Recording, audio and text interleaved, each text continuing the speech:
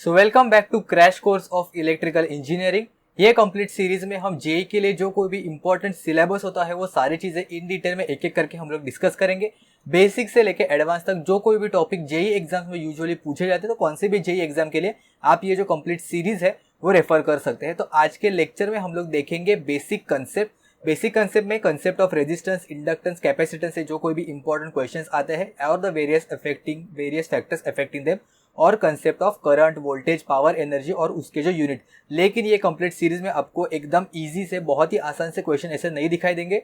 ये complete series आपको इसलिए हेल्पफुल होगी क्योंकि ये पर्टिकुलर सीरीज में हम लोग जो कोई भी मॉडरेट टू एडवांस लेवल के जो कोई भी टॉपिक्स होते हैं जो यूजुअली आपको कंफ्यूजिंग होते हैं, जो ट्रिकी होते हैं, आपको कभी कभी 2 से 3 ऑप्शंस में आपको समझने में बहुत दिक्कत होती है। क्वेश्चन तो आसान सा लगता है लेकिन ऑप्शन में आपके वहाँ पे कंफ्यूजिंग होता है। तो ऐसे टाइप के क्वेश्चंस हम लोग डिस्कस करेंगे। तो डेफिनेटली ये जो कंप्लीट सीरीज है जरूर से फॉलो करना, आपके जेई एग्जाम के लिए ये काम में आ जाएगा। तो चलिए फिर स्टार्ट करते हैं आज का lecture. So the first question of the lecture is an electric heater draws 1000 watts from the 250 volt source.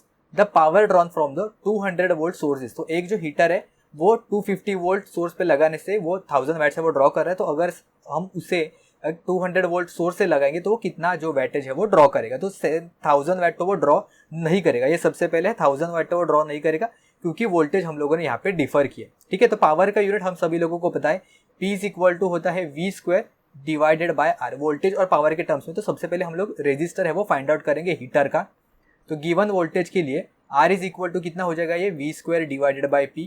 V square यानी कि जो ओरिजिनल वैल्यू दिया है 250 पे हमें पता है, तो 250 का स्क्वायर डिवाइडेड बाय हम लोग करेंगे यहाँ पे 1000। ओके, तो ये हो जाएगा R is equal to 250 multiply by 250, यहाँ पे मैं लिख दूंगा तो आसानी से समझ में आ जाएगा।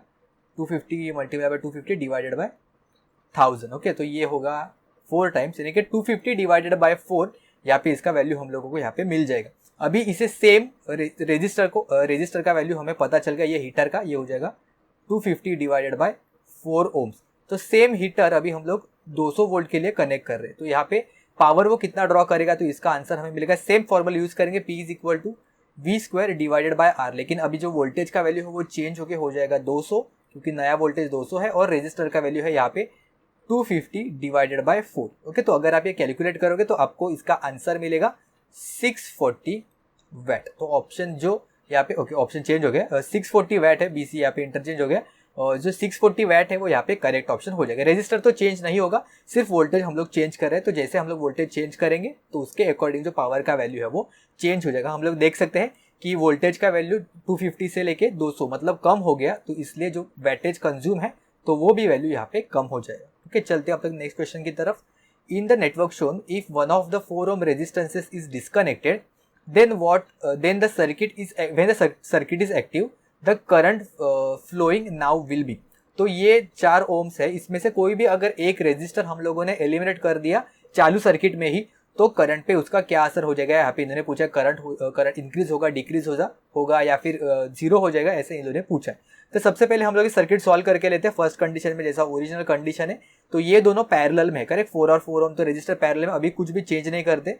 तो पहले 6 ओम, ये पैरेलल होने के बाद का मैं डायरेक्टली लिख रहा हूँ, पहले 6 ओम हो जाएगा, 4 और 4 जो पैरेलल है वो यहाँ पे हो जाएगा 2 ओम, और अगेन 2 ओम से, करेक्ट, और इसके अक्रॉस है 24 वोल्ट का सप्लाई हम लोगों ने यहाँ पे प्रोवाइड किया है। तो फर्स्ट कंडीशन में यहाँ पे करंट का वैल्यू कितना हो जाएगा, I इज इक्वल टू हो जाएगा V divided by R, correct, V divided by R। तो 24 वोल्ट है और रेजिस्टर का वैल्यू कितना हो जाएगा 6 + 2 यानी कि 10 which is equal to 2.4 ampere. Okay, directly हवा में करने की कोई जरूरत नहीं है, अपने पास वैल्यू पता है तो डायरेक्टली कैलकुलेट करना कोई प्रॉब्लम नहीं है, आराम से हो जाएगा। अभी 2 रेजिस्टर में से कोई भी अगर सपोज मैंने ऊपर वाले रेजिस्टर से वो हटा दिया, तो ये जो 6 ओम्स, 4 ओम और ये जो 2 ओम्स है, ये तीनों के तीनों सीरीज में आ जाएंगे, करेक्ट। बीच वाला जो रेजिस्टर है एक हटा दिया तो दोनों का पैरेलल कॉम्बिनेशन है वो नॉर्मल अभी सीरीज की तरह बिहेव करेगा। तो ये हो जाएगा 6, यहाँ पे 4, यहाँ पे हो जाएगा 2, और जो वोल्टेज है वो तो कॉमन ही रहेगा, उसमें हम लोग कोई भी चेंजेस है वो नहीं कर रहे। कितना हो जाएगा 6 + 4 + 2 ओम, कितना हो जाएगा 12 ओम्स, करेक्ट। तो अभी करंट का जो वैल्यू है वो हो जाएगा 24 divided by 12 ohms which is equal to 2 ampere. तो हम लोग देख सकते हैं क्लियर कट जो करंट का वैल्यू है वो घट जाएगा यहाँ पे, तो इसलिए ऑप्शन जो बी है डिक्रीजेस यहाँ पे करेक्ट ऑप्शन हो जाएगा। रेजिस्टर हटाने के वजह पैरेलल में कनेक्ट था, उसके वजह से जो टोटल रेजिस्टेंस है वो कम हो रहा था, लेकिन अगर इसके वजह से करंट का वैल्यू है वो ज्यादा था, लेकिन जैसे ही हम लोग एक रेजिस्टर हटा देंगे तो करंट का वैल्यू है वो अपने आप कम हो जाएगा, क्योंकि रेजिस्टेंस ओवरऑल है वो यहाँ पे बढ़ जाएगा। ठीक है, चलते हैं नेक्स्ट क्वेश्चन की तरफ। विच of the following is a non linear circuit parameter? First है ट्रांजिस्टर, उसके बाद है कंडेंसर, उसके बाद है इंडक्टेंस या फिर वायर वाउंड रेजिस्टर। ओके, तो कंडेंसर मतलब नॉर्मली ये कैपेसिटर के बारे में बात करें, इंडक्टेंस मतलब ये ऑब्वियस इंडक्टर होगा, और जो वायर वाउंड रेजिस्टर है मतलब ये ऑब्वियसली रेजिस्टर है। तो हम सभी लोगों को पता है कि जो RLC होते हैं ये लीनियर पैरामीटर होते हैं। ओके, लीनियर पैरामीटर होते हैं, और जो ट्रांजिस्टर है वो नॉन लीनियर पैरामीटर होता है। ट्रांजिस्टर, डायोड, ट्रांसफार्मर लिख लेना, ये जो है वो नॉन लीनियर पैरामीटर होते हैं। तो यहाँ पे जो ऑप्शन ए है वो यहाँ पे करेक्ट ऑप्शन हो जाएगा। एक बार लीनियर का डेफिनेशन भी हम लोग देख लेते हैं। लीनियर एलिमेंट्स किसे कहेंगे? A linear element is the one whose parameters do not change with voltage और करंट। तो वोल्टेज और करंट चेंज करने से उसमें कोई भी जो उसके पैरामीटर्स है रिमेनिंग वो चेंजेस नहीं होते, जैसे कि इंपीडेंस वगैरह हुआ, तो ये सारी वैल्यू है वो चेंजेस नहीं होते depending upon the voltage. And it has primarily two properties, homogeneity and additivity. Linear function तो हम सभी लोगों को पता है, लीनियरिटी अगर उसको साबित करनी है तो उसको होमोजेनिटी भी उसको अप्रूव करना होगा, और उसको एडिटिविटी भी उसमें होनी चाहिए। अगर ये दोनों सेटिस्फाई करे तभी हम लोग कह सकते हैं कि वो पर्टिकुलर एलिमेंट है वो लीनियर है। तो ये डेफिनेशन है, ये भी देख लेना, शायद डायरेक्टली इससे क्वेश्चन है वो पूछा जा सकता है। Linear element is a one whose parameters do not change with voltage और करंट। तो ट्रांजिस्टर यहाँ पे मैं लिख देता हूँ, ट्रांजिस्टर यहाँ पे करेक्ट ऑप्शन हो जाएगा। उसके साथ साथ अगर डायोड बोला तो ये भी एक नॉन लीनियर डिवाइस है। इसके अलावा अगर आपको ट्रांसफार्मर भी दिया ऑप्शन में तो ये भी एक नॉन लीनियर एलिमेंट है। तो इन तीनों में से कोई भी आया तो नॉन लीनियर एलिमेंट है। कंडेंसर होता है कैपेसिटर, इंडक्टर्स एंड यहाँ पे रेजिस्टर।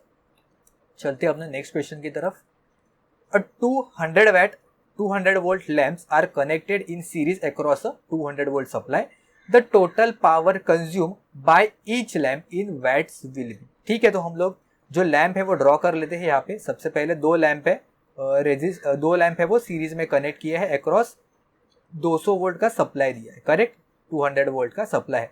यहाँ पे जो इन्होंने दिया है ना ये वैल्यू 200 वोल्ट, ये इसका रेटेड लैंप का ये रेटेड वैल्यू है। तो यहाँ पे मैं लिख लूंगा ये 100 वैट एंड 200 वोल्ट, दो कनेक्टेड है। Correct, 100 watt and 200 volt. तो अभी हम लोगों ने थोड़ी देर पहले देखा था कि वैट और वोल्टेज की हेल्प से हम लोग उसका रेजिस्टेंस है वो फाइंड आउट कर सकते हैं। करेक्ट, तो ये दोनों लैंप का हम लोग रेजिस्टेंस फाइंड आउट करेंगे, तो उसके बाद करंट निकालेंगे, तो उसके बाद हम लोगों को पता चलेगा कि कौन सा लैंप वो कितना कंज्यूम कर रहा है, क्योंकि विदाउट रेजिस्टेंस हम लोग ये फाइंड आउट नहीं कर सकते। तो वैल्यू ऑफ रेजिस्टेंस दोनों का सेम ही रहेगा। तो R इज इक्वल टू हो जाएगा यहाँ पे R इज इक्वल टू हो जाएगा यहाँ पे V² divided by P। Correct, V² divided by P। Voltage कितना है हमेशा, और एक बार मेंशन कर रहा हूँ कि हमेशा आपको जो कोई भी रेटेड वैल्यू देगा ना उसी पे आपको उसका रेजिस्टेंस का वैल्यू है वो फाइंड आउट करना है। वोल्टेज गिवन वोल्टेज सप्लाई पे नहीं करना है, जो उसके साथ यानी कि 100 वैट 200 वोल्ट है तो आपको 200 वोल्ट पे यानी कि उसके साथ जो वैल्यू दिया है उसी पे रेटेड वैल्यू पे आपको उसका रेजिस्टेंस का वैल्यू है वो फाइंड आउट करना। दूसरा वोल्टेज लोगे तो आपका आंसर गलत हो जाएगा। तो यहाँ पे हो जाएगा 200 multiply by 200 and divided by power, यहाँ पे नीचे हो जाएगा। करेक्ट, ये 2 0 0 0 0 0 कैंसिल, तो ये हो जाएगा 400 ओम्स। तो 400 ओम यहाँ पे हर एक रेजिस्टर का वैल्यू हम लोगों को यहाँ पे मिल जाएगा। करेक्ट, यानी कि इन शॉर्ट हम लोग ऐसे कह सकते हैं कि जो दो 400 ओम के जो रेजिस्टेंस है वो सीरीज में कनेक्टेड है। करेक्ट, यहाँ पे ये 400 ओम्स का रेजिस्टर है, यहाँ पे भी एक 400 ओम का रेजिस्टर, क्योंकि दोनों बल्ब है वो सेम है। यहाँ पे हो जाएगा ये 200। तो अगर इसमें से हम लोग करंट फाइंड आउट करेंगे और फिर I²R फाइंड आउट करेंगे तो भी हम लोगों को आंसर मिल जाएगा। या फिर ये 200 वोल्ट है और दोनों इक्वल रेजिस्टेंस है, यानी कि हम लोग ऐसे भी कह सकते हैं कि हर एक के अक्रॉस यहाँ पे 100 वोल्ट हो जाएगा, यहाँ पे 100 वोल्ट है वो ड्रॉप हो जाएगा। करेक्ट, तो P का वैल्यू हम लोग को कितना मिलेगा, पावर कंज्यूम करेगा each bulb, P is equal to V² divided by R which is equal to 100² divided by 400। अगर आप ये कैलकुलेट करोगे तो आपको आंसर मिलेगा 25 वैट। सिमिलरली आप करंट का भी वैल्यू फाइंड आउट करोगे तो आपको मिलेगा I is equal to V divided by total R। Correct, दोनों का एडिशन हो जाएगा, यानी कि हो जाएगा ये 200 divided by total 800 which is equal to 1/4। और अगर आप I²R भी करोगे तो भी आपको सेम मिलेगा। I²R मतलब ये हो जाएगा 1/16 मल्टीप्लाई बाय, अगर आप करोगे रेजिस्टेंस का वैल्यू 400। करेक्ट, तो अगर आप ये कैंसिल करोगे तो आपको 25 वैट ही मिलेगा। तो आप तो ये फॉर्मूला लगाओ या फिर ये दूसरा वाला मेथड लगा, आपको सेम ही आंसर है वो मिलेगा। चलते हैं नेक्स्ट क्वेश्चन की तरफ। If a 10 microfarad capacitor is connected to a voltage source with a VT 50 sin 2000t volts then the current through the capacitor is. Okay, तो इसके भी हम लोग दो मेथड से देखेंगे कैसे आप सॉल्व कर सकते हो, एक फर्स्ट मेथड और सेकंड मेथड। तो यहाँ पे लिखा है, सबसे पहले समझो जो स्टूडेंट्स नए हैं, तो जो साइन के साथ जो दिया रहता है वो हमेशा मैक्सिमम वैल्यू देते हैं, एवरेज नहीं होता है या फिर आरएमएस भी नहीं होता है, ये होता है वीएम साइन एंड ये होता है ओमेगा के टर्म्स में, ये होता है ओमेगा और ये जो वैल्यू है ये वीएम या फिर आईएफ के टर्म्स में रहेगा, मैक्सिमम वैल्यू, मैक्सिमम वोल्टेज या फिर मैक्सिमम को, तो V max sine omega T इस फैशन में यहाँ पे दिया है। ओके, तो सबसे पहले हमें करंट फाइंड आउट करना है, तो कलेक्टर सॉरी कैपेसिटर का जो करंट है वो क्या होता है, IC is equal to C DV by D T, ये एक फॉर्मूला हम सभी लोगों को पता है, नहीं पता है तो अभी कॉपी में लिख लो। कैपेसिटर्स का वैल्यू हमें दिया है which is equal to 10 into 10 to the power -6, correct, 10 to the power -6 microfarad है, और differentiation of this voltage value ये कितना है 50 साइन 2000 टी, इसका हमें डिफरेंशिएशन करना है, कोई बात नहीं है 50 है वो डायरेक्टली बाहर आ जाएगा, तो ये हो जाएगा 500 multiply by 10 to the power -6। अगर हम लोग साइन ओमेगा टी का डिफरेंशिएट करेंगे तो क्या हो जाएगा ये, साइन ओमेगा टी का डिफरेंशिएशन करेंगे तो हो जाएगा omega cos omega T, correct, तो ओमेगा हम लोग यहाँ पे बाहर लेंगे तो हो जाएगा 2000 and cos 2000 T, correct. Differentiation एक बार देख लेना अगर आपको नहीं पता है तो ये अगर 5000 और ये मल्टीप्लाई हो जाएगा, ये हो जाएगा 10 to the power 6 multiply by 10 to the power -6 और ये हो जाएगा कॉस 2000 टी। ओके, ये सिर्फ है मैंने मल्टीप्लाई किया, बाकी कुछ नहीं किया है, तो ये दोनों कैंसल आउट हो जाएंगे और हमें डायरेक्टली जो आंसर है वो मिल जाएगा कॉस 2000 टी, करेक्ट। तो ये अपना आंसर तो यहाँ पे आ गया है, ये था फर्स्ट मेथड।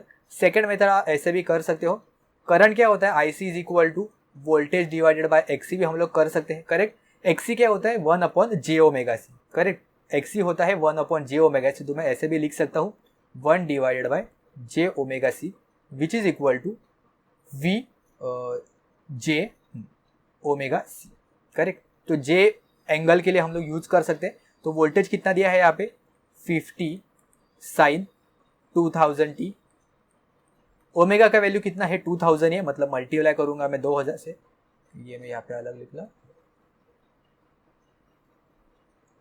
2000 हो गया यहाँ पे W, और C का वैल्यू है again 10 into 10 to the power -6, और यहाँ पे J का वैल्यू है, करेक्ट, तो मैं यहाँ पे एंगल है वो 90 डिग्री यहाँ पे कंसिडर करूंगा।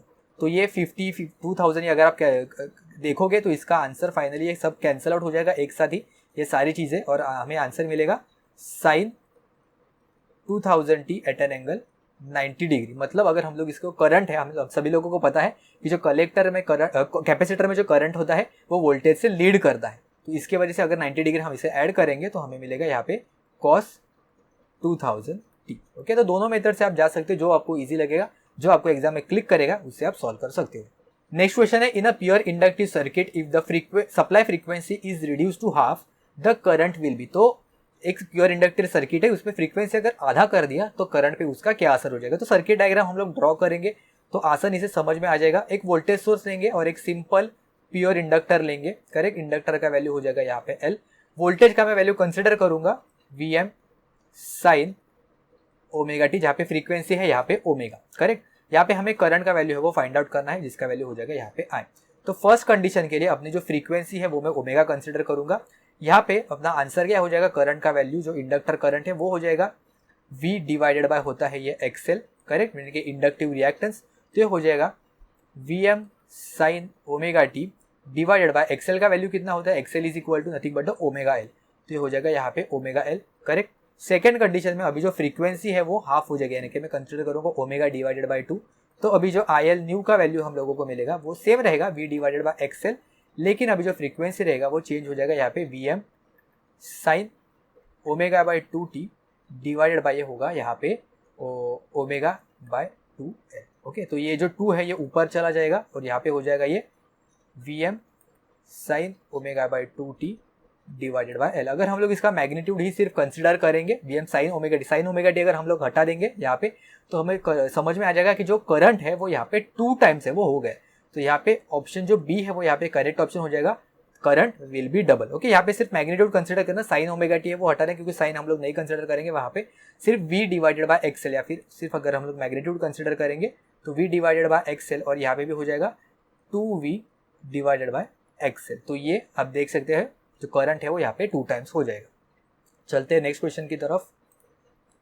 अ linear circuit is one whose parameters, okay, तो यहाँ पे क्या है option, do not change with the voltage and current, change in current, change with change in voltage या फिर नन ऑफ द ऑप्शन। तो अभी हम लोगों ने कुछ देर पहले देखा था लीनियर सर्किट का डेफिनेशन क्या है कि उसके जो पैरामीटर्स है वो चेंज नहीं होते with the change in voltage and current. So the linear circuit is the one whose parameters do not change with the change in the voltage and current. तो यहाँ पे ऑप्शन जो ए है वो करेक्ट ऑप्शन हो जाएगा। तो डायरेक्टली आपको डेफिनेशन से भी क्वेश्चन है वो पूछे जा सकते हैं। नेक्स्ट क्वेश्चन है electrical resistivity rho is high for copper and low for alloy रहेगा शायद, हाँ low for alloy, low for copper and high for alloy, high for copper as well as alloy and low for copper as well as for alloy. तो यहाँ पे resistivity, copper का जो resistivity होती है वो सबसे कम होती है, हमें पता ही है। कॉपर का जो रेजिस्टिविटी है, रेजिस्टिविटी ऑफ कॉपर लेस होती है क्योंकि एक गुड कंडक्टर है, उसे हम लोग कह सकते हैं कॉपर एक गुड कंडक्टर है, तो उसमें रेजिस्टिविटी कम होती है या फिर कंडक्टिविटी है वो ज़्यादा होती है। और एलॉय होता है, एलॉय क्या होता है, it is a combination of two metals और one metal and one non metal. तो उसके वजह से अगर हमने कंसिडर किया कि एक मेटल लिया और एक नॉन मेटल लिया, तो उसके एलॉय को अगर हमने कंसिडर करेंगे तो उसमें जो रेजिस्टिविटी रहेगी वो कंपैरेटिवली ज़्यादा रहेगी कॉपर रेजिस्टिविटी से ज़्यादा रहे। तो यहाँ पे जो option low for copper and high for alloy, यहाँ पे जो ऑप्शन बी है वो यहाँ पे करेक्ट ऑप्शन हो जाएगा। तो कंडक्टर हम लोग कंडक्टर लेंगे कोई भी या फिर मेटल, उसकी जो रेजिस्टिविटी, ओके, तो रेजिस्टिविटी के बारे में यहाँ पे मैं कंसिडर कर रहा हूँ। तो कंडक्टर की जो रेजिस्टिविटी वो कम रहेगी, उसके बाद एलॉय की रहेगी और उसके बाद सबसे ज़्यादा कंडक्टिविटी रहेगी वो इंसुलेटर, ओके, इंसुलेटर या फिर जो नॉन मेटल रहेगा वो उसकी कंडक्टर की सबसे कम, उसके बाद एलॉय की उससे ज़्यादा और सबसे ज़्यादा रहेगी इंसुलेटर की रेजिस्टिविटी या फिर रेजिस्टेंस हम लोग कह सकते हैं। नेक्स्ट क्वेश्चन है which of the following determines the total power in a series circuit.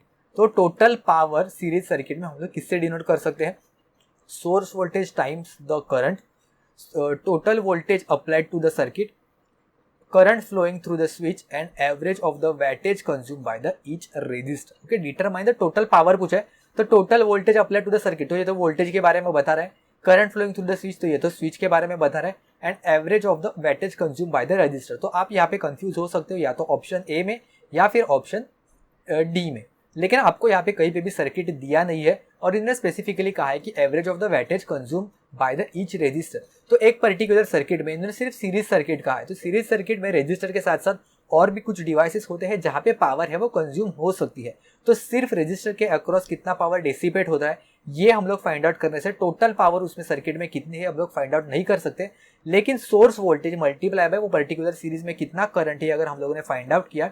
Suppose ये जो वोल्टेज है और यहाँ पे कुछ भी एलिमेंट कनेक्टेड है, यहाँ पे मैं रेजिस्टर ही नहीं कनेक्ट कर रहा हूँ, कुछ भी सीरीज में एलिमेंट यहाँ पे कनेक्टेड है, ओके, तो उसमें से अगर करंट फ्लो हो रहा है तो ये जो I है और ये V है, सोर्स वोल्टेज और ये सर्किट में से जो करंट फ्लो रहा है उसका प्रोडक्ट निकालेंगे तो हमें total power in the series circuit है वो मिल जाएगा। तो यहाँ पे ऑप्शन जो ए है वो करेक्ट ऑप्शन हो जाएगा। सर्किट यहाँ पे दिया नहीं है कि सारे के सारे रेजिस्टर्स यहाँ पे कनेक्टेड है, ऐसा इन्होंने नहीं दिया है, तो इसलिए हम लोग ऐसा अज्यूम नहीं कर सकते वो पर्टिकुलर सीरीज सर्किट में सिर्फ रेजिस्टर रहेंगे। तो ऑप्शन डी यहाँ पे थोड़ा हम लोग उसको कम प्रेफरेंस देंगे और ऑप्शन जो ए है वो यहाँ पे ज्यादा सुटेबल ऑप्शन रहेगा। चलते हैं नेक्स्ट क्वेश्चन की तरफ। In which of the following it is not desire to attain the condition of the maximum power transfer. Okay, not desire पूछा है, ध्यान से पढ़ना, it is not desire to attain the maximum power transfer condition. Option है electronic circuit, option B है communication circuit, option C है computer circuits या फिर ऑप्शन डी है इलेक्ट्रिक सर्किट्स। तो आप सभी लोगों ने पढ़ा रहेगा मैक्सिमम पावर ट्रांसफर थ्योरम, हम लोग इलेक्ट्रिकल नेटवर्क्स या फिर सर्किट थ्योरी में हम लोग यहाँ पे पढ़ते हैं। तो आपको देख के तो लगेगा कि नॉट डिजायर पूछा है, तो इलेक्ट्रिक सर्किट में तो हम लोग मैक्सिमम पावर ट्रांसफर पढ़ते हैं और नाम ही दिया है मैक्सिमम पावर ट्रांसफर। तो ये अच्छी बात है ना कि पावर है वो मैक्सिमम अपना ट्रांसफर हो रहा है, नहीं अच्छी बात नहीं है, क्योंकि अपना जो इफिशियंसी रहता है इलेक्ट्रिकल सर्किट में मैक्सिमम पावर ट्रांसफर करते वक्त अपना जो इफिशियंसी रहता है वो 50% रहता है या फिर 50% से कम रहता है, वो कभी भी 50% से ज़्यादा नहीं रहता है, क्योंकि हम लोग जो रेजिस्टेंस लेते हैं या फिर जो इम्पीडेंस लेते हैं वो दोनों इक्वल रहते हैं, करेक्ट। जो थेवेनिन रेजिस्टेंस हुआ और यहाँ पे जो लोड रेजिस्टेंस रहेगा वो दोनों इक्वल रहेगा, तभी मैक्सिमम पावर है वो ट्रांसफर होगी फ्रॉम सोर्स से लेके ये लोड के अक्रॉस, ऐसे हम लोग अज्यूम करते हैं, करेक्ट। तो जो कुछ भी वोल्टेज रहेगा या फिर जो पावर रहेगा वो दोनों में हाफ हाफ है वो डिवाइड करेगी, यानी कि यहाँ पे भी 50% और यहाँ पे भी 50% है वो डिवाइड करेगी। तो अपना मेन एम क्या होता है इलेक्ट्रिक सर्किट में, जो मैक्सिमम या फिर 100% एफिशिएंसी हम लोगों को अचीव करना होता है, लेकिन यहाँ पे सिर्फ और सिर्फ हम लोगों को 50% एफिशिएंसी ही मिल रहा है। बाकी का जो 50% है वो डिसिपेट हो रहा है ये थेवेनिन रेजिस्टेंस के अक्रॉस, या फिर जो इंटरनल रेजिस्टेंस होता है वो सर्किट का उसके अक्रॉस। तो इसलिए maximum power transfer is not desirable in case of electric circuit. Okay, तो यहाँ पे बहुत सारे स्टूडेंट को कंफ्यूजन हो सकता है, लेकिन यही करेक्ट ऑप्शन है, क्योंकि आपको इफिशियंसी के बेसिस पे आपको यहाँ पे जज करना होगा। मैक्सिमम पावर ट्रांसफर वो कहने के लिए कहते हैं क्योंकि यहाँ पे रेजिस्टेंस है वो इंटरनल रेजिस्टेंस हम लोगों को कंसिडर करना पड़ता है, और तभी मैक्सिमम पावर ट्रांसफर होगी जब ये दोनों इक्वल हो जाएंगे। लेकिन यहाँ पे इफिशियंसी है वो सिर्फ और सिर्फ 50% हम लोगों को दिखाई देगी, तो इसलिए ये डिजायरेबल नहीं है। Next है the resistance of strip of a copper of a rectangular cross section is 2 ohm. A metal of resistivity twice that of copper is coated on its upper surface to a thickness equal to that of the copper strip. The resistance of composite strip will be। ठीक है, तो यहाँ पे क्या कहा इन्होंने, एक strip लिया है ये कॉपर का। ओके, रेड कलर है वो यहाँ पे मैं कॉपर से डिनोट कर रहा हूँ, और इसका जो रेजिस्टेंस है फॉर टाइम बिंग अभी तो कुछ नहीं है, इसका जो रेजिस्टेंस है यहाँ पे इन्होंने कहा है 2 ओम्स। ठीक है, तो यहाँ पे रेजिस्टेंस ऑफ कॉपर, इसका फॉर्मूला हम लोगों को पता है rho L by A, correct. तो इसका कुछ ना कुछ रेजिस्टिविटी रहेगा, इसका लेंथ है और इसका एरिया। लेंथ एरिया हम लोगों को नहीं दिया है, यानी कि जो कॉपर है वो डायरेक्टली प्रोपोर्शनल टू उसका रेजिस्टिविटी, हम लोग ऐसा कह सकते हैं, correct. It is directly proportional to its resistivity, ये तो हम लोगों को पता है। चलते हैं अपने नेक्स्ट पॉइंट की तरफ। इन्होंने क्या कहा है, a metal of a resistivity twice that of copper is coated on it's upper surface. Okay, तो इन्होंने क्या कहा है कि और एक हम लोगों ने एक मेटल लिया है, लिक्विड फॉर्म में रहेगा, तो इसके ऊपर सेम थिकनेस और सेम लेंथ का हम लोगों ने यहाँ पे इसके ऊपर कोटिंग किया है। ये जो मटेरियल था कॉपर का जो स्ट्रिप था उसके ऊपर सेम थिकनेस का और सेम लेंथ का यहाँ पे हम लोगों ने कोटिंग किया है। तो अभी टोटल ये जो मटेरियल बना है इसका ओवरऑल जो रेजिस्टेंस है वो, इसका ओवरऑल रेजिस्टेंस का वैल्यू कितना रहेगा। और इन्होंने कहा है कि जो रेजिस्टिविटी है वो यहाँ पे ट्वाइस है ये पर्पल वाले मटेरियल की या फिर मेटल की। तो जो न्यू मेटल है आर डैश, उसका जो रेजिस्टिविटी हम लोगों ने कहा है it is directly proportional to the resistivity, मतलब ये हो जाएगा 2 times of the rho, correct. Resistivity है इसका 2 टाइम्स है, जो ओरिजिनल कॉपर के रेजिस्टिविटी है उसके 2 टाइम्स है। तो हम लोग कह सकते हैं कि रेजिस्टेंस है जो नया वाला रेजिस्टेंस है it is 2 times of the resistance of copper, correct. ऐसा हम लोग कह सकते हैं resistance of the new metal is 2 times of the resistance of the copper. तो हम लोग ये जो 2 रेजिस्टेंस है ये पैरेलल में है, ऐसा हम लोग डिनोट कर सकते हैं। ये एक रेजिस्टेंस हुआ और ये जो दूसरा है अपना ओरिजिनल कॉपर का रेजिस्टेंस, करेक्ट। क्योंकि एक दूसरे के ऊपर ही कनेक्टेड है तो मतलब इसे हम लोग पैरेलल में है ऐसा अज्यूम कर सकते हैं। इसका वैल्यू है 2 ओम्स, तो जो नया मेटल है उसका value 2 times of the copper resistance से रहेगा, तो ये हो जाएगा 4 ओम्स। तो ये दोनों का पैरेलल में कितना हो जाएगा, दोनों का अगर हम लोग ने पैरेलल निकाला तो ये हो जाएगा 4 cross 2 divided by 4 plus 2 which is equal to 8/6 which is nothing but the 4 divided by 3 ohms. तो ऑप्शन बी है वो यहाँ पे करेक्ट ऑप्शन हो जाएगा। नेक्स्ट क्वेश्चन की तरफ चलते हैं। What is called the electromotive force of a voltage source? Electromotive force हम लोग किसे कह सकते हैं? Terminal voltage when the load is applied, internal voltage when no load is applied, product of the internal resistance and the load current, and electric pressure provided to the load. EMF जो होता है वो हम लोग ऐसे denote कर सकते हैं कि सपोज इसका एक इंटरनल रेजिस्टेंस भी है और एक यहाँ पे वोल्टेज सोर्स है, फिर जो EMF है वो यहाँ पे हम लोग कंसिडर करेंगे यहाँ इसका internal resistance.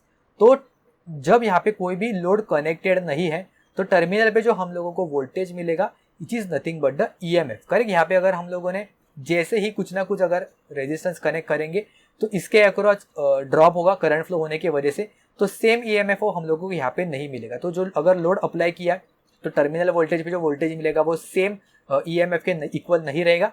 Product of the internal resistance and the load current, तो यहाँ पे सिर्फ एक ही रेजिस्टेंस है, ओके। ये भी कुछ ऐसा इंटरनल रेजिस्टेंस है ऐसे मैं अज्यूम करूंगा, और इसके आगे मैं सपोज एक लोड कनेक्ट करूंगा, ओके। तो इससे जो करंट फ्लो होने वाला है और इसका जो इंटरनल रेजिस्टेंस है इन दोनों का प्रोडक्ट करने से हमें EMF का वैल्यू इक्वल मिलेगा ऐसा जरूरी नहीं है। एक स्पेसिफिक कंडीशन के लिए मिलता है लेकिन सारे कंडीशंस में हम लोगों को मिलेगा ऐसा जरूरी नहीं है। And electric pressure provided to the load, ऐसा भी जरूरी नहीं है। Electric pressure provided to the load के अक्रॉस कितना वोल्टेज आएगा ये भी सेम इक्वल रहेगा, वैसा हम लोग नहीं कह सकते। तो अगर नो लोड यहाँ पे अप्लाई किया तो कोई भी करंट नहीं फ्लो होगा, इसके वजह से यहाँ पे कोई भी ड्रॉप नहीं होगा, इसके वजह से जो कोई भी टर्मिनल पे वोल्टेज मिलता है which is nothing but the original और EMF। तो यहाँ पे ऑप्शन जो बी है वो करेक्ट ऑप्शन हो जाएगा, internal voltage when no load is applied. Next question है the value of temperature coefficient of a resistance of a given conductor is. Okay, तो ये एक फॉर्मूला आपको पता होना चाहिए। कोई भी रेजिस्टेंस का वैल्यू फाइंड आउट करना है टेम्परेचर कोएफिशिएंट से डिपेंडेंट, तो ये हम लोगों का फॉर्मूला होता है R is equal to R naught into the bracket 1 plus alpha into the bracket T minus T naught. Okay, तो जो रेजिस्टेंस है यहाँ पे इसका वैल्यू हम लोगों को फाइंड आउट करना है। R नॉट एक रेफरेंस रेजिस्टेंस हो सकता है या फिर जहाँ पे टेम्परेचर का वैल्यू 0 है, रेफरेंस भी हम लोग कह सकते हैं। और ये R नॉट का जो वैल्यू है ये जो जिस टेम्परेचर पे हम लोगों को मिल रहा है ये टेम्परेचर हम लोग यहाँ पे कंसिडर करेंगे, और ये रेजिस्टेंस का वैल्यू हम लोगों को जिस टेम्परेचर पे मिल रहा है वो हम लोग यहाँ पे लेंगे। और ये जो अल्फा है ये डिपेंड कर रहा है temperature coefficient of that particular material. ठीक है, तो हम लोग टेम्परेचर कोएफिशिएंट से रिलेटेड इन्होंने पूछा कि वो टेम्परेचर पे डिपेंड करेगा कि नहीं करेगा, तो यहाँ पे मैं ले लूंगा R divided by R naught which is equal to 1 plus alpha times of the T minus T naught को मैं डेल्टा T लूंगा यहाँ पे। ठीक है, तो 1 अगर यहाँ पे मैं माइनस करूंगा तो ये हो जाएगा R divided by R naught minus 1 is equal to alpha times of the delta T। इससे हम लोगों को ऐसा मिलेगा alpha is equal to R minus R naught divided by R naught times of the delta T। तो हम लोग यहाँ पे देख सकते हैं कि जो अल्फा का वैल्यू है यानी कि टेम्परेचर कोएफिशिएंट का वैल्यू है it is depending upon the temperature. तो डिफरेंट टेम्परेचर के लिए टेम्परेचर कोएफिशिएंट का वैल्यू है वो चेंज हो जाएगा। तो यहाँ पे ऑप्शन ए है वो करेक्ट ऑप्शन हो जाएगा कि टेम्परेचर कोएफिशिएंट का value is different at a different given temperature. Temperature ऐसे चेंज करेंगे तो डेल्टा T का वैल्यू चेंज हो जाएगा, उसके अकॉर्डिंग अल्फा का वैल्यू भी चेंज हो जाएगा। तो नेक्स्ट क्वेश्चन है a 200 watt 230 volt lamp is connected across a 115 volt supply, what is the power drawn by the lamp. तो यहाँ पे हम लोग देख सकते हैं कि दो डिफरेंट वोल्टेज है 230 और 115 वोल्ट, और कितना अभी ये कंज्यूम करेगा तो ही हम लोगों को पूछा है। तो सबसे पहले दो मेथड से हम लोग फाइंड आउट कर सकते हैं, या तो आप सबसे पहले रेजिस्टेंस की वैल्यू फाइंड आउट करो और फिर ये फॉर्मूला लगाओ V² डिवाइडेड बाय R, इससे भी आप सॉल्व कर सकते हो, आपको आंसर मिल जाएगा। लेकिन यहाँ पे जो वोल्टेज लोगे वो आपको लेना पड़ेगा 230 का स्क्वायर, तो 230 यहाँ पे वोल्टेज है वो कंसिडर करना पड़ेगा। सेकंड मेथड में हम लोग क्या कर सकते हैं, डायरेक्टली शॉर्टकट मेथड यूज कर सकते हैं।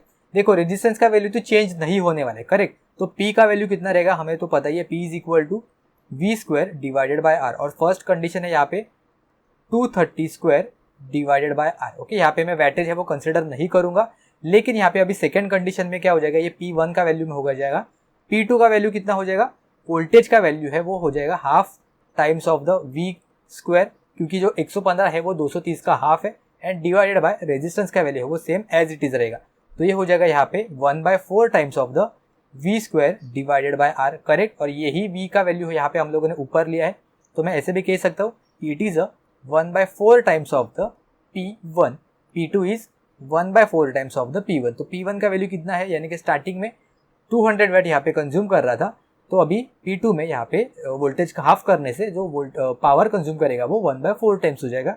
तो यहाँ पे ऑप्शन जो डी है वो एग्जैक्टली इक्वल टू 50 वाट है वो हो जाएगा। रेजिस्टेंस पहले फाइंड आउट करो फिर सॉल्व करो तो उससे टाइम कंज्यूम होगा, तो रेजिस्टेंस फाइंड आउट करने की भी यहाँ पे कोई ज़रूरत नहीं है, इसे भी आप मेथड पे जा सकते हो। वोल्टेज क्योंकि यहाँ पे इन्होंने डायरेक्टली हाफ कर दिया, तो इसकी वजह से वोल्टेज अगर हाफ किया तो उसका स्क्वायर टाइम्स होने की वजह से वो पावर कंज्यूम है वो 1/4 हो जाएगा। नेक्स्ट क्वेश्चन है फॉर अ वोल्टेज सोर्स, तो एक वोल्टेज सोर्स के लिए क्या होता है, terminal voltage is equal to the source EMF। क्या होता है, terminal voltage is equal to the source EMF। Terminal voltage can not exceed the source EMF। Terminal voltage is always lower than the source EMF and terminal voltage is higher than the source EMF। तो एक सादा simple सा circuit लेंगे, यहाँ पे एक वो EMF है, यहाँ पे एक रेजिस्टेंस है और यहाँ पे एक टर्मिनल वोल्टेज। तो टर्मिनल वोल्टेज से रिलेटेड यहाँ पे इन्होंने पूछा है, ये रेजिस्टेंस है, यहाँ पे है EMF, ठीक है, यहाँ पे टर्मिनल वोल्टेज। फर्स्ट ऑप्शन क्या है, terminal voltage is equal to the source EMF। Suppose मैंने यहाँ पे अगर रेजिस्टेंस कनेक्ट किया तो ये इक्वल हो जाएगा क्या, नहीं, तो ऑप्शन यहाँ पे 1 रॉन्ग हो जाएगा। Terminal voltage can not exceed the source EMF, correct है, टर्मिनल वोल्टेज यहाँ पे कभी भी सोर्स EMF को एक्सीड नहीं कर सकता, यानी कि VT will always be lesser than the EMF value. ठीक है, तो यहाँ पे ऑप्शन जो बी है वो करेक्ट ऑप्शन हो जाएगा। थर्ड ऑप्शन है terminal voltage is always lower than the source EMF। तो हमेशा लोअर होता है क्या, हाँ, अब बहुत से स्टूडेंट को इसी दो ऑप्शंस में कंफ्यूज होगा, बी ऑप्शन रहेगा या सी ऑप्शन रहेगा।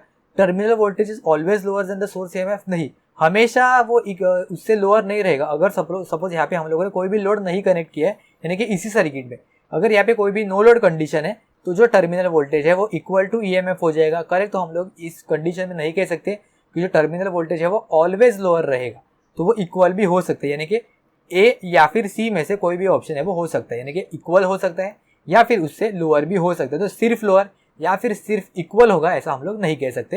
And option D is terminal voltage is always higher than the source EMF, जो पॉसिबल नहीं है। तो ऑप्शन बी यहाँ पे करेक्ट ऑप्शन हो जाएगा। नेक्स्ट क्वेश्चन है the VI characteristics of an element is shown in the figure below, the element is. Okay, तो यहाँ पे एक डायग्राम दिया है। तो जैसे देखो active, passive, linear, non linear या फिर बायलैटरल या फिर यूनिलैटरल। तो इससे रिलेटेड यहाँ पे सबसे पहले हम लोग एक बार ग्राफ देख लेंगे और उससे एक आइडिया लेंगे। अगर कोई भी लाइन स्ट्रेट यहाँ पे पास हो रही है ओरिजिन से लेके और कोई भी यहाँ पे वो आगे सैचुरेशन नहीं हो रही है, करेक्ट, अगर ये line straight through out the time origin से पास हो रही है, स्ट्रेट लाइन है और आगे जाके कोई भी इसका सैचुरेशन नहीं हो रहा है, तो इस टाइप के हम लोग जो सर्किट रहेगा उसे हम लोग कहेंगे लीनियर सर्किट। ओके, यहाँ पे भी हम लोग देख सकते हैं स्ट्रेट लाइन है ओरिजिन से पास हो रही है लेकिन यहाँ पे आगे जाके ये सैचुरेट कर रहा है, तो इसलिए ये वाला जो पर्टिकुलर है वो नॉन लीनियर है। ये नॉन लीनियर है, ये भी नॉन लीनियर है, आगे सभी जो सभी है वो नॉन लीनियर यहाँ पे डिवाइसेस है या फिर एलिमेंट्स है। सिर्फ फर्स्ट ग्राफ है वही यहाँ पे लीनियर कंसिडर किया जाएगा। सेकंड पॉइंट है एक्टिव या फिर पैसिव। एक्टिव मतलब जो एज सोर्स, जो बेसिकली वोल्टेज सोर्स या फिर करंट सोर्स होता है, जहाँ पे हमें जो स्लोप है वो निगेटिव दिखाई देगा। निगेटिव स्लोप मतलब ऐसा फ्रॉम लेफ्ट टॉप से लेके राइट बॉटम की तरफ। ओके, लेफ्ट टॉप से लेके राइट बॉटम की तरफ ऐसा नीचे आना चाहिए। तो यहाँ पे है क्या? कहीं पे भी नहीं, तो ये पैसिव है। यहाँ पे हम लोग देख सकते हैं, हाँ ये देखो ऐसे यहाँ पे नीचे नीचे आ रहा है, करेक्ट, तो ये एक्टिव है। यहाँ पे भी कहीं पे आ रहा है कि नीचे, करेक्ट, ये देखो यहाँ पे नीचे आ रहा है तो ये भी एक्टिव है। यहाँ पे आ रहा है टॉप लेफ्ट से राइट बॉटम में, नहीं, कहीं पे भी नहीं। आधे के लिए भी होगा तो भी चलेगा। ये देखो यहाँ पे टॉप लेफ्ट से राइट बॉटम की तरफ आ रहा है, हाँ ऐसे नीचे नीचे की तरफ, ये भी एक्टिव है। ये एक्टिव नहीं होगा, ये एक्टिव है क्या? हाँ ये एक्टिव है। तो हमें तो आंसर तो पता ही है, यही डायरेक्टली हम लोगों को पूछा है। एक्टिव, नॉन लीनियर और यूनिलैटरल रहेगा। लीनियर तो देख लिया, एक्टिव भी देख लिया यहाँ पे। अभी यूनिलैटरल और बायलैटरल क्या है, मतलब ये दोनों जगह पे इसका जो इम्पीडेंस वगैरह होता है वो सेम होना चाहिए, यानी कि मोस्टली ये फर्स्ट और थर्ड क्वाड्रेंट में हम लोगों को दिखाई देगा। लेकिन अगेन यहाँ पे कोई भी आगे सैचुरेशन वगैरह नहीं होना चाहिए। जैसे यहाँ पे हम लोगों को दिखाई देगा फर्स्ट और थर्ड क्वाड्रेंट में ये सेम है लेकिन आगे जाके यहाँ पे सैचुरेशन मिले, तो यहाँ पे इसकी वजह से जो इम्पीडेंस है वो थ्रू आउट द टाइम हमें सेम नहीं मिलेगा। ये भी यूनिलैटरल है, सारी चीज़ें यूनिलैटरल है। यहाँ पे सिर्फ बायलैटरल है क्योंकि यहाँ पे फर्स्ट और जो थर्ड क्वाड्रेंट है यहाँ पे सेम है और आगे जाके भी कहीं पे भी सैचुरेट नहीं कर रहा है, ठीक है। तो यहाँ पे ये वाला जो एलिमेंट रहेगा ये बायलैटरल है, बाकी सारे के सारे जो यूनिलैटरल है। तो अपना ऑप्शन है यहाँ पे active, non linear and unilateral. Active, non linear and unilateral मतलब ही नॉन बायलैटरल। ऑप्शन जो ए है वो यहाँ पे करेक्ट ऑप्शन हो जाएगा। नेक्स्ट है in a capacitor the electric charge is stored in. तो यहाँ पे ऑप्शन जो ए है वो करेक्ट ऑप्शन हो जाएगा। कैपेसिटर के अंदर जो कोई भी चार्ज हम लोग स्टोर करते हैं वो सिर्फ और सिर्फ डाइलेक्ट्रिक में स्टोर होता है। जो हम लोग एक्सटर्नल प्लेट्स करते हैं, मेटल प्लेट्स कनेक्ट करते हैं, वो सिर्फ और सिर्फ डाइलेक्ट्रिक को चार्ज या फिर वोल्टेज प्रोवाइड करने के लिए है वो मेटल प्लेट से वो लगाते हैं। जो मेन को उसका जो काम होता है इलेक्ट्रिक चार्ज को स्टोर करने का, वो सिर्फ और सिर्फ एक डाइलेक्ट्रिक मीडियम में ही होता है। तो ऑप्शन ए करेक्ट होगा यहाँ पे। For making capacitors it is better to select the dielectric having high permittivity, low permittivity, permittivity as that of same as air, या फिर नन ऑफ दिस। तो सब उसके लिए आपको कैपेसिटेंस का वैल्यू है वो पता होना चाहिए। कैपेसिटेंस का फॉर्मूला सी होता है epsilon A divided by D. और एप्सिलॉन क्या होता है? Epsilon naught epsilon R A divided by D. जहाँ पे जो एप्सिलॉन नॉट होता है वो होता है एब्सोल्यूट परमिटिविटी और जो एप्सिलॉन आर होता है वो होता है रिलेटिव परमिटिविटी। और यही हम लोग डिसाइड करते हैं कैपेसिटर में, जिसका जितना वैल्यू रिलेटिव परमिटिविटी का ज़्यादा रहेगा उतना ही कैपेसिटेंस का वैल्यू है वो हाई होते जाएगा। तो अगर हाई वैल्यू कैपेसिटेंस हमें चाहिए तो हाई परमिटिविटी का डाइलेक्ट्रिक मीडियम है वो हम लोगों को सिलेक्ट करना पड़ेगा। नेक्स्ट क्वेश्चन है two resistors are connected in parallel to a stable voltage source, how do current and power of the resistor R1 changes when the resistance of R2 is decrease by half. तो यहाँ पे एक stable voltage source के across हम लोगों ने connect किया है R1 और R2 पैरेलल में। अगर R2 का वैल्यू हमने हाफ कर दिया, ओके, हाफ कर दिया R2 से, तो R1 पे इसका क्या असर होगा करंट और पावर में। तो हम सभी लोगों को पता है कि जो ये सपोज वोल्टेज में पैरेलल में कनेक्टेड हम लोगों को दिखाई दे रहा है, तो पैरेलल में करंट तो है वो तो उसके रेजिस्टर्स के वैल्यू पे ही डिपेंड करेगा, क्योंकि दोनों के अक्रॉस अगर मैंने सेम वोल्टेज यहाँ पे सिलेक्ट कर दिया तो मैंने R2 का वैल्यू कितना भी चेंज करने दो कोई फर्क नहीं पड़ेगा, क्योंकि इसके अक्रॉस जो वोल्टेज R1 के अक्रॉस है वो तो सेम ही रहेगा। तो I is equal to V divided by R1 ही है फॉर्मूला, करेक्ट। I1 का जो वैल्यू है वो V डिवाइडेड बाय R1 ही है और it is not dependent on the R2। तो करंट में तो कोई भी चेंज नहीं होगा। और पावर का वैल्यू क्या होता है, पावर का वैल्यू होता है I1 square times of the R1, हम लोग ऐसे कह सकते हैं। तो अगर I1 में चेंज नहीं होगा तो P1 में भी कोई चेंज नहीं होगा, तो पावर भी उसका चेंज नहीं होगा। तो R2 का वैल्यू हम लोग कुछ भी करेंगे, इसको हटा भी देंगे, फिर भी कोई प्रॉब्लम नहीं होगा, क्योंकि इसके अक्रॉस का जो करंट है वो तो सेम ही रहेगा और उसका जो पावर कंजम्पशन रहेगा वो भी सेम ही रहेगा। तो both current and power are constant, यहाँ पे ऑप्शन सी है वो करेक्ट ऑप्शन हो जाएगा। नेक्स्ट है अर्ग is a unit of measurement of. तो अर्ग किसका यूनिट होता है, तो ये एनर्जी का यूनिट होता है। सिमिलर है, दिखने में भी आपको दिखाई देगा अर्ग और एनर्जी, तो ये सिमिलर साउंड कर रहा है ERG। तो एनर्जी और अर्ग जो यूनिट होता है वो एनर्जी का यूनिट होता है। डायरेक्टली यूनिट से भी क्वेश्चन आपको पूछा जा सकता है। What is the average value of DC voltage having a peak value of 25 volt. तो यहाँ पे बहुत सारे स्टूडेंट मिस्टेक कर सकते हैं जल्दबाजी में, एग्जाम प्रेशर में। यहाँ पे इन्होंने क्वेश्चन में दिया है DC वोल्टेज दिया है, DC वोल्टेज का जो पीक वैल्यू है वो 25 वोल्ट है, तो उसका एवरेज वैल्यू कितना हो जाएगा। तो DC वोल्टेज में कौन सा वैल्यू पीक और कौन सा वैल्यू एवरेज, जो कुछ भी होता है वो सेम ही होता है, यही होता है पीक, यही होता है एवरेज। तो यहाँ पे जो ऑप्शन जो डी है वो करेक्ट ऑप्शन हो जाएगा। DC में पीक वैल्यू या फिर एवरेज वैल्यू आप कंसिडर करोगे, दोनों सेम ही होता है, स्ट्रेट लाइन ही तो है। नेक्स्ट है electrical conductivity of a conductor is measured in. Conductivity मतलब सिग्मा जो होता है 1 रेजिस्टिविटी। ओके, इसका यूनिट क्या है हम लोगों को पूछा है। सिग्मा का यूनिट अगर आपको डायरेक्टली पता नहीं होगा तो रेजिस्टिविटी का यूनिट तो पता है, क्या होता है R is equal to rho L by A. रो एक जगह पे लेंगे तो ये हो जाएगा यहाँ पे 1 divided by rho is equal to L divided by A times of the R। 1 बाय रो मतलब ही सिग्मा का वैल्यू है, मैंने कहा कंडक्टिविटी का फॉर्मूला। लेंथ का यूनिट क्या होता है मीटर, एरिया का यूनिट क्या होता है मीटर स्क्वायर, और रेजिस्टेंस का यूनिट क्या होता है यहाँ पे ओम्स, करेक्ट।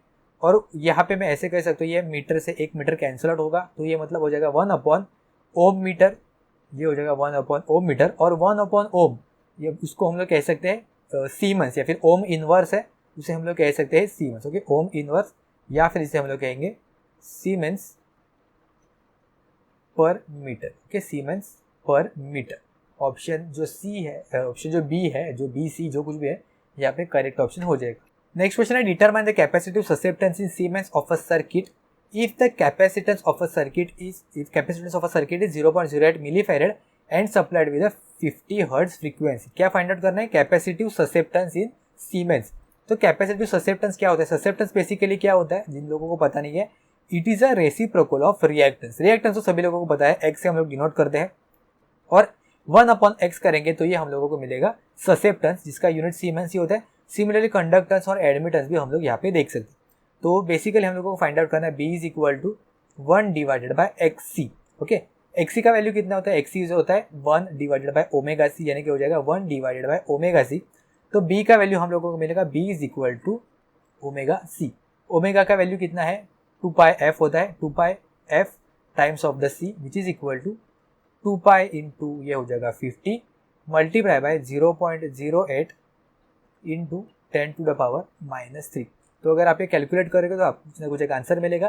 तो आप कैलकुलेट करके देख लेना और मुझे ऑप्शन में बताना कि इसका करेक्ट ऑप्शन क्या रहेगा। इन गिवन 4 ऑप्शंस में कैलकुलेट करके बताना, सिर्फ नॉर्मल कैलकुलेशन करना है। ओके, नेक्स्ट क्वेश्चन है the resistivity of a conductor depends upon. तो रेजिस्टिविटी मतलब अभी हम लोगों ने देखा था रेजिस्टिविटी होता है, यहाँ पे हम लोग ड्रॉ कर सकते हैं। रेजिस्टिविटी किस पे डिपेंड करता है, प्रेशर पे, टेम्परेचर पे, डिग्री ऑफ इल्यूमिनेशन पे, या फिर shape of the cross section. Okay, तो देख लेते हैं। रेजिस्टेंस का फॉर्मूला अभी हम लोगों ने थोड़ी देर पहले देखा था। रेजिस्टेंस का फॉर्मूला क्या था, R is equal to R0 into the bracket 1 plus alpha times of the T minus T naught, correct.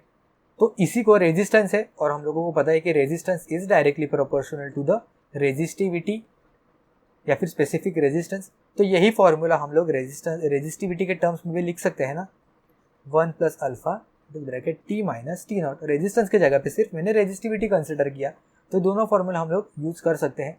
तो यहाँ पे हम लोग देख सकते हैं कि जो रेजिस्टिविटी है it is depending upon temperature, तो इसलिए ऑप्शन जो बी है वो यहाँ पे करेक्ट ऑप्शन हो जाएगा, डिपेंड करता है ये टेम्परेचर पे। नेक्स्ट क्वेश्चन है at 20 degree Celsius aluminium wire has a resistance of 30 ohms the temperature of coefficient of a resistance is 0.00305 per degree Celsius, what is the approximate resistance of a wire in ohms at 30 degree Celsius. तो बहुत सारे student ये ignore कर देंगे, लेकिन आपको ये formula अभी मैंने 3-4 बार दिखाया, अभी आपको ये जो फॉर्मूला था वो इसी को यूज करके आपको आंसर निकालना है। कैलकुलेटर की भी कोई जरूरत नहीं है, आर नॉट या फिर आर रेफरेंस हम लोग कंसिडर कर सकते हैं, 1 + alpha times of the T minus T not. Okay, तो आपको इसका यूज भी सब पता चलेगा।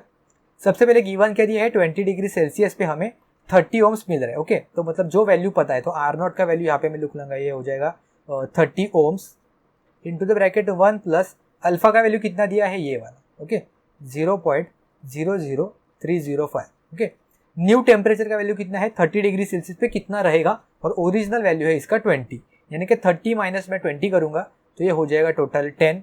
करेक्ट, ये अगर हम लोग कैलकुलेट करेंगे तो हो जाएगा 30 × 1 + मल्टीप्लाई हो जाएगा तो ये हो जाएगा एक 0 शिफ्ट 0.0305। ओके, तो ये अगर आप कैलकुलेट करोगे तो इसका वैल्यू अप्रोक्सीमेट इक्वल टू 31 आपको मिलेगा, 31 पॉइंट समथिंग मिलेगा, लेकिन राउंड फिगर करके 31 यहाँ पे इसका करेक्ट ऑप्शन हो जाएगा। तो यही फॉर्मूला बहुत बार हम लोगों ने अभी तक देखा था, आपके माइंड में फिक्स करें, इससे बहुत बार क्वेश्चन है वो रिसेंट एग्जाम्स में पूछे जा रहे हैं।